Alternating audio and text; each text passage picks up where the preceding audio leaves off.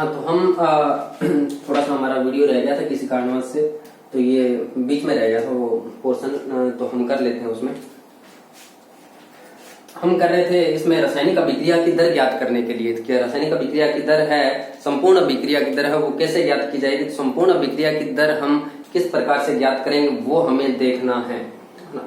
तो हमने यहाँ तक कर लिया था कि एक निकाला था RA, और RA हमने निकाल लिया था RA इक्वल टू माइनस में DA अपॉन में DT है ना, इक्वल टू निकाला था 1 अपॉन में R इक्वल टू हमने निकाला था 1 अपॉन अल्फा माइनस में DA अपॉन में DT और इक्वल टू प्लस में X अपॉन में T है ना। ऐसे ही हमने B के लिए निकाला था कि 1 अपॉन बीटा माइनस में DB अपॉन में DT है ना, और इक्वल टू प्लस में X अपॉन में T। और इसी प्रकार हमने C के लिए निकाला था।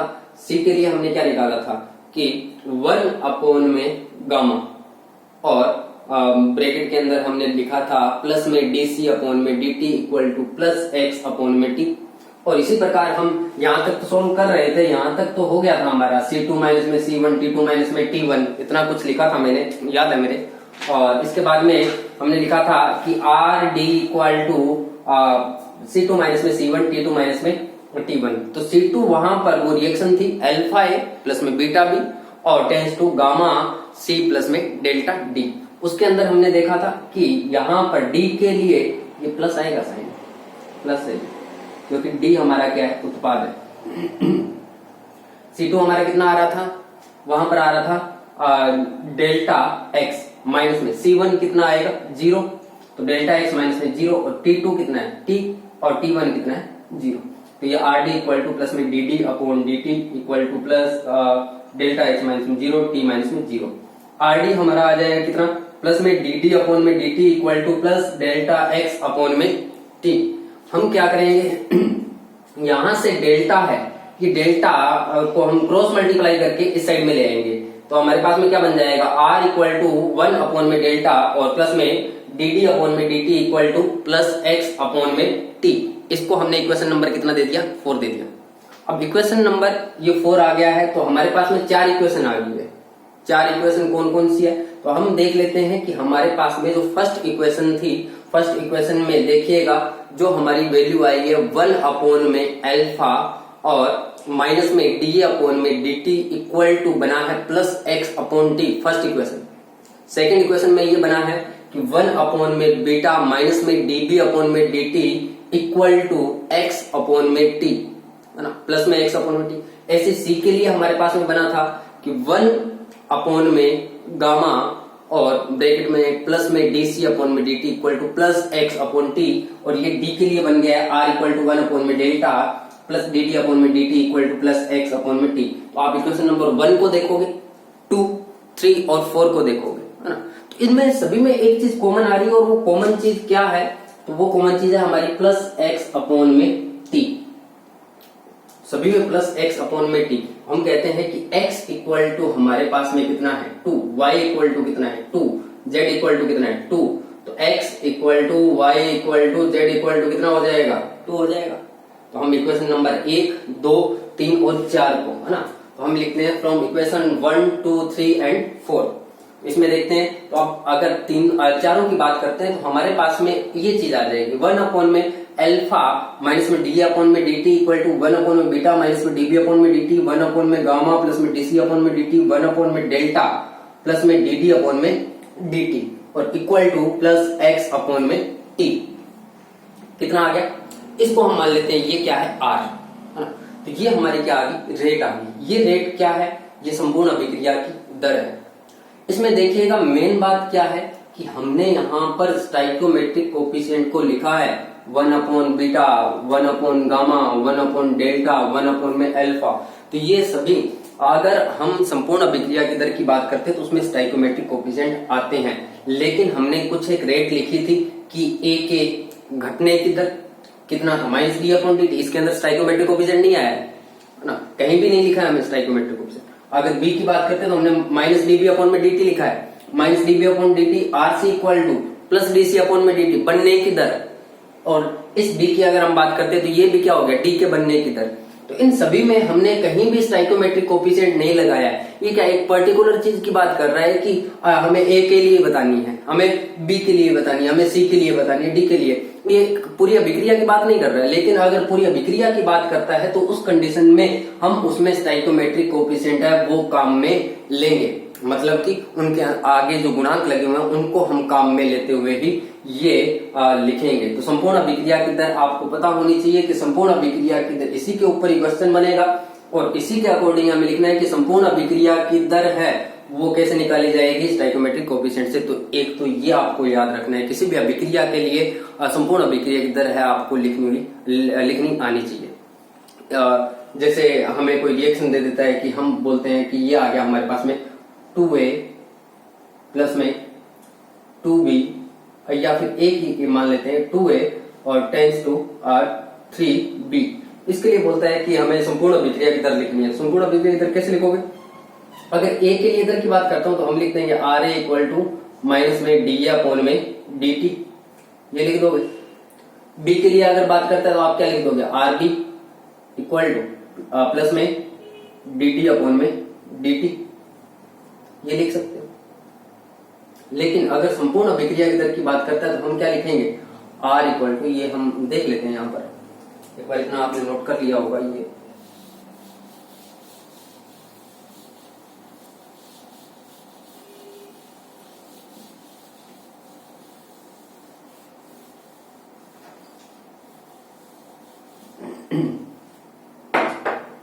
लिख लीजिएगा। इससे पहले क्वेश्चन लिख लो, मैं आपको लिखवा देता हूं। ये हमारा क्वेश्चन नंबर 2 हो जाएगा, इसको हम 1 दे देते हैं। लिखिएगा क्वेश्चन कि किसी अभिक्रिया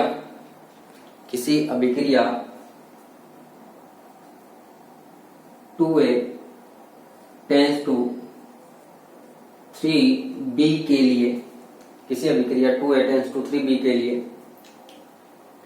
A के घटने की दर, B के बनने की दर व संपूर्ण अभिक्रिया की दर को लिखिए। तो देखिएगा, हम अगर इसको लिखते हैं तो किस प्रकार से लिखेंगे ये देखो। अगर हम इसका सॉल्यूशन लिखते हैं तो क्या आएगा? सबसे पहले A के घटने की दर हम लिखते हैं, A के घटने की दर। हमने एक बात लिखी थी, हमने कहा था कि घटने की दर के अंदर स्टाइकोमेट्रिक कोफिशिएंट नहीं लगाएंगे, हम RA लिख देते हैं, है ना। ये स्टाइकोमेट्रिक कोफिशिएंट है, 2 को यूज में नहीं लेंगे और 3 को यूज में नहीं लेंगे। जब पर्टिकुलर एक की बात कर रहा है तो क्या हो जाएगा?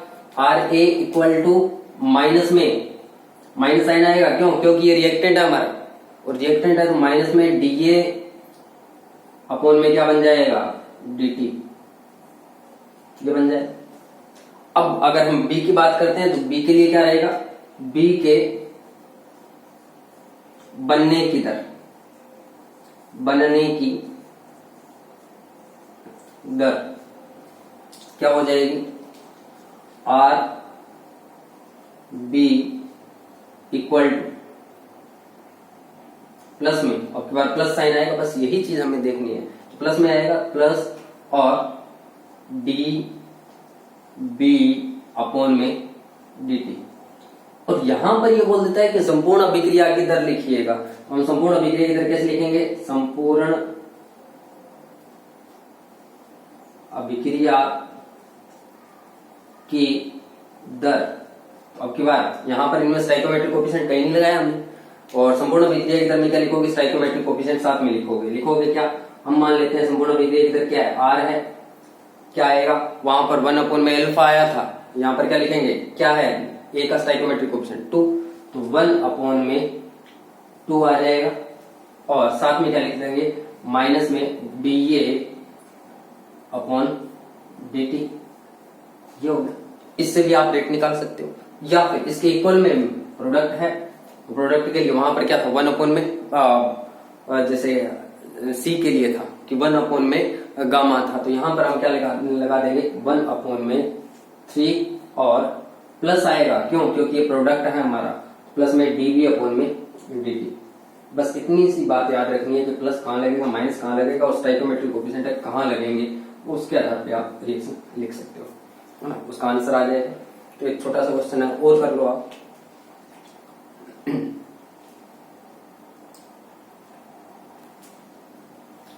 बस इतना सा ही करना है। तो हम लिख रहे हैं, एक क्वेश्चन लिखिए।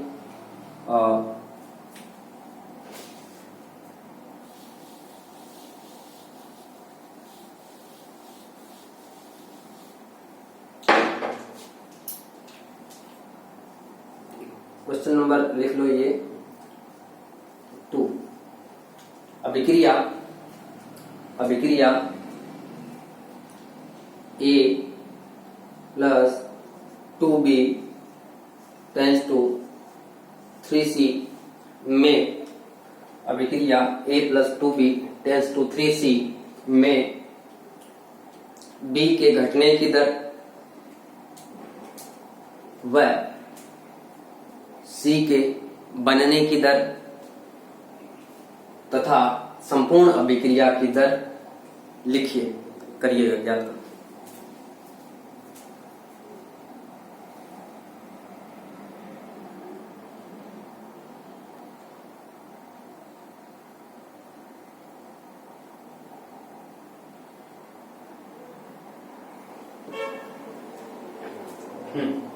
हम क्या लिखेंगे इसमें, देखिएगा। एक बी के घटने की दर बोला था, बी के घटने की दर के लिए क्या लिखेंगे, R B equal to, reactant है, रिएक्टेंट के लिए क्या लगाएंगे, माइनस साइन, माइनस में डीबी अपॉन में डीटी, ये आ जाएगा। सी के बनने की दर अगर बात करते हैं तो सी के बनने की दर क्या आएगी, आर सी। आप न्यूमेरिकल करते हैं तो न्यूमेरिकल में इतना सब कुछ ये चीजें लिखिए कि हमें दे क्या रखा है, क्या चीजें, तो आगे बताएंगे वो भी। आर सी इक्वल टू क्या बन जाएगा, प्लस में डी, प्लस साइन क्यों आएगा, क्योंकि ये उत्पाद है, डी सी अपॉन में डी टी। और संपूर्ण अभिक्रिया की दर, तो संपूर्ण अभिक्रिया की दर सभी के रिस्पेक्ट में लिख देंगे, ए के, बी के और सी के। क्या लिखेंगे, आर मान लेते हैं, इक्वल टू ए हमारा रिएक्टेंट, इसका स्टोइकोमेट्रिक कोएफिशिएंट कितना हो जाएगा, अगर नहीं दे रखा तो कितना होगा, 1। ये बन जाएगा 1 अपॉन में 1 और ये बनेगा माइनस, क्यों आएगा माइनस साइन, क्योंकि ये क्रिया कारक है, माइनस में डीए अपॉन में बन जाएगा डीटी इक्वल टू, फिर से दूसरा क्रिया कारक, तो ये बन जाएगा माइनस में सबसे पहले स्टोइकोमेट्रिक कोएफिशिएंट 1 अपॉन में 2 माइनस में डीबी अपॉन में डीटी और इक्वल टू, ये बन जाएगा 1 अपॉन में 3 और प्लस में आ जाएगा डीसी अपॉन में डी टी। इस प्रकार से हम इसमें अभिक्रिया की दर और क्रिया कारकों के घटने की दर, इसके बनने की दर और संपूर्ण अभिक्रिया की दर है वो ज्ञात कर सकते हैं। तो ये नोट कर लीजिए आप, और इसके बाद में आगे एक क्वेश्चन लिखूं। क्वेश्चन लिखिएगा, ये तीसरा क्वेश्चन है। थर्ड क्वेश्चन के अंदर देखो, किसी रासायनिक अभिक्रिया A टेंस टू P, किसी रासायनिक अभिक्रिया A टेंस टू P में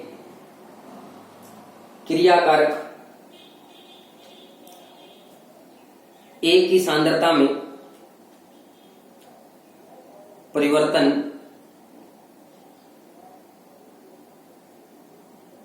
निम्नलिखित समीकरण के अनुसार होता है।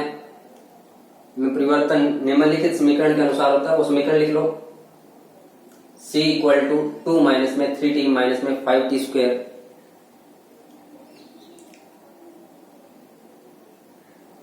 निम्नलिखित समीकरण के अनुसार होता है, ये समीकरण है। तो t बराबर 0 सेकंड पर या t इक्वल टू 2 सेकंड पर अभिक्रिया की दर ज्ञात कीजिए। अभिक्रिया की हमें दर ज्ञात करनी है। देखिएगा,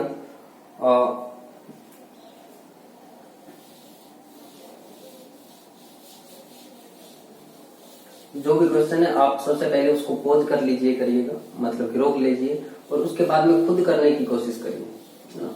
नहीं होता है तो आप उसको आगे चलाकर देख सकते हो कि किस प्रकार से इसका आंसर है, सॉल्यूशन है।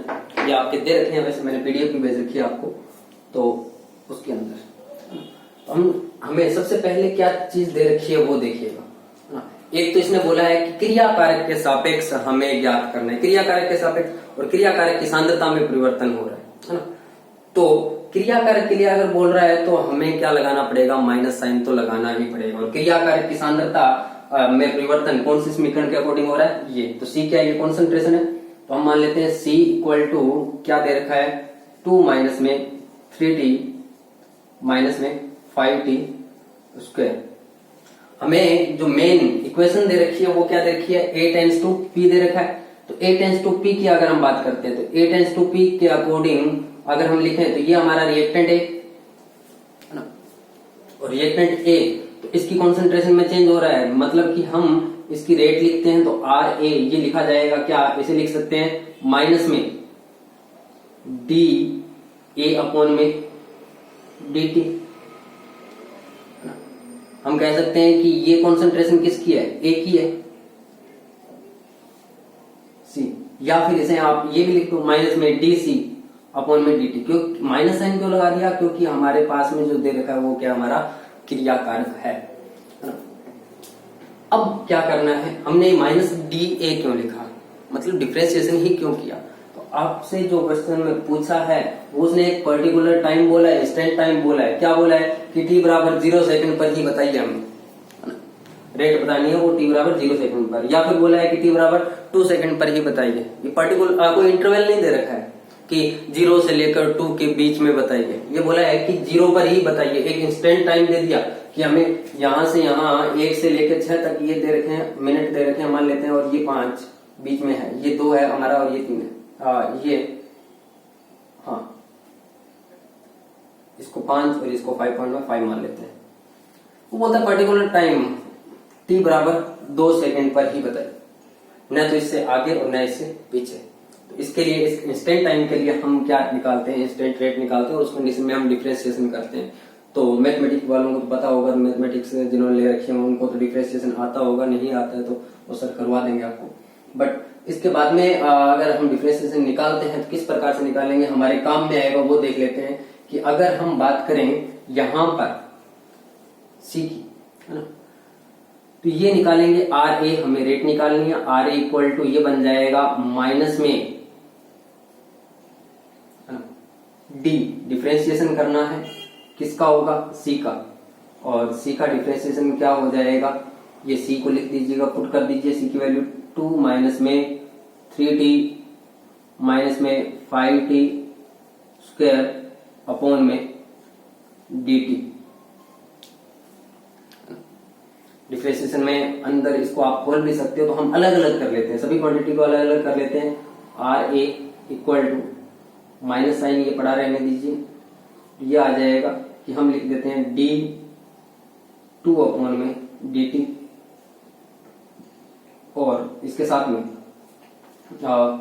माइनस और D3t अपॉन में dt, और ये माइनस और D5t स्क्वायर अपॉन में dt। ये आ गया। अगर आप कहीं भी किसी का डिफरेंशिएशन करते हो तो डिफरेंशिएशन में क्या रहता है देखिएगा,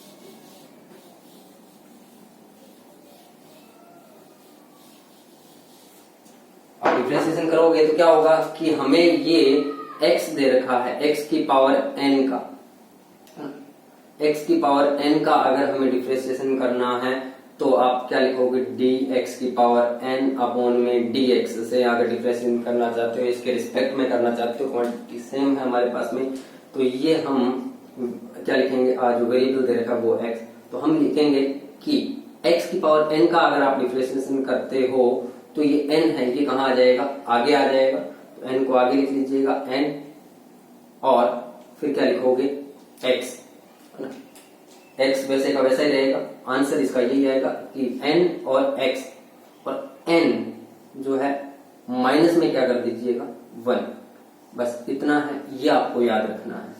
तो ये हो जाएगा कि x की पावर n का डिफरेंशिएशन क्या होता है, x n और x n माइनस में 1। तो वहां पर x नहीं दे रखा है, हमें क्या दे रखा है, t दे रखा है। तो t दे रखा है, तो t के लिए जैसे t की पावर n है, तो इसके लिए क्या हो जाएगा, n और t n माइनस में 1, ये हो जाएगा। अब t की पावर अगर 2 है तो क्या कर दोगे, 2, t 2 माइनस में 1, और ये क्या बन जाएगा, 2t की पावर में 1। इसी प्रकार से आपको करना है। तो ये हम यहाँ पर डिफरेंशिएशन कर रहे हैं। अगर हमें कोई कांस्टेंट दे रखा है, जैसे हमें दे दिया t और ये 2 कांस्टेंट दे रखा है, तो उसका अगर हम डिफरेंशिएशन करते हैं तो उस कंडीशन में कांस्टेंट के लिए क्या आता है, 0 आता है डिफरेंशिएशन। ये याद रखना है कि 0। तो हम यहाँ पर अगर बात करें 2 की, तो ये हमारा क्या है, कांस्टेंट है।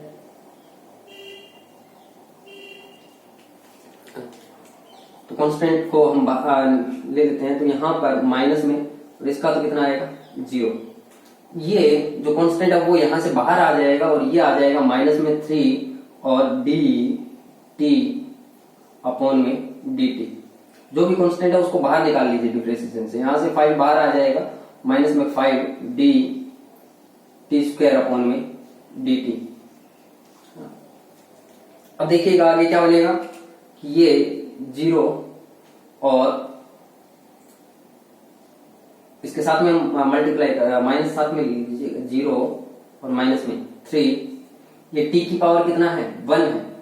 t की पावर 1 में 1 को आगे ले, तो 1 और इनटू में t की पावर कितना बन जाएगा, 1 माइनस में 1, और ये माइनस में 5 और 2 है, तो 2 आगे आ जाएगा, और ये बन जाएगा t की पावर 2 माइनस में 1।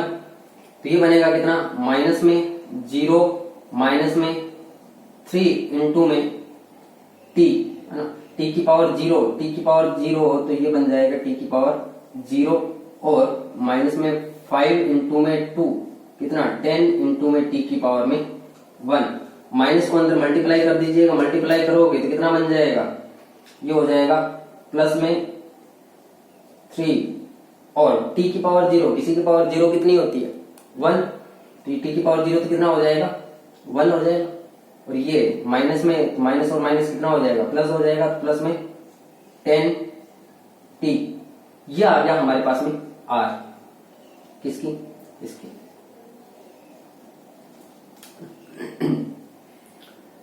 एक के रिस्पेक्ट में ये आ गया +3 प्लस में 10t।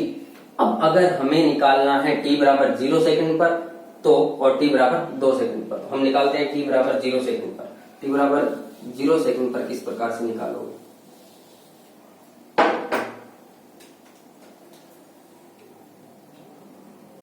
Zero second equal to 0 second की अगर हम बात करते हैं तो हमारे पास में r आया है, r इक्वल टू ये t की वैल्यू पुट कर दीजिएगा यहाँ पर, कितना है t, 0। तो ये बन जाएगा प्लस में 3 प्लस में 10 इंटू में 0, कितना हो गया, ये हो जाएगा +3। एक तो रेट आ जाएगी कब, जब t बराबर 0 सेकंड है, तब कितना आएगा, प्लस में 3। अगर हमें कुछ दे नहीं रखा है तो हम अपने हिसाब से यूनिट लगा देते हैं। इसकी मान लेते हैं ये क्या है, मोल, लीटर इनवर्स और सेकंड इनवर्स, या आप क्या लिख सकते हो, मोलर और पर सेकंड। ऐसे ही अगर दूसरा ये दे रखा है कि 8t बराबर 2 सेकंड पर, 8t बराबर 2 सेकंड, तो t इक्वल 2 सेकंड की अगर हम बात करते हैं तो कितना रह जाएगा, ये हमारे पास में r इक्वल टू प्लस में 3 प्लस में 10 इंटू में t की वैल्यू पुट कर दीजिएगा। ये t की वैल्यू है वो कितने आ जाएगी, 2 आ जाएगी। ये लिखेंगे तो प्लस में 3 प्लस में 20, और ये r इक्वल टू हमारे पास में आ जाएगा 23 मोलर पर सेकंड। तो ये r की वैल्यू है वो आ जाएगी। तो हमारे पास में इसके दोनों आंसर आ जाएंगे, t बराबर 0 सेकंड पर और t बराबर 2 सेकंड पर। मेन इसमें क्या था, डिफरेंशिएशन था कि आपको डिफरेंशिएशन करना आता है या नहीं आता है। इससे आगे हमारे पास में बहुत सारे न्यूमेरिकल हैं, तो हम न्यूमेरिकल वाली क्लास में देखेंगे। तो नेक्स्ट क्लास न्यूमेरिकल की होगी, तो उसके अंदर आपको क्वेश्चन करने हैं, मैं लिखवाऊंगा और आपको साथ साथ में करने हैं वो, है ना। थैंक यू आज के लिए।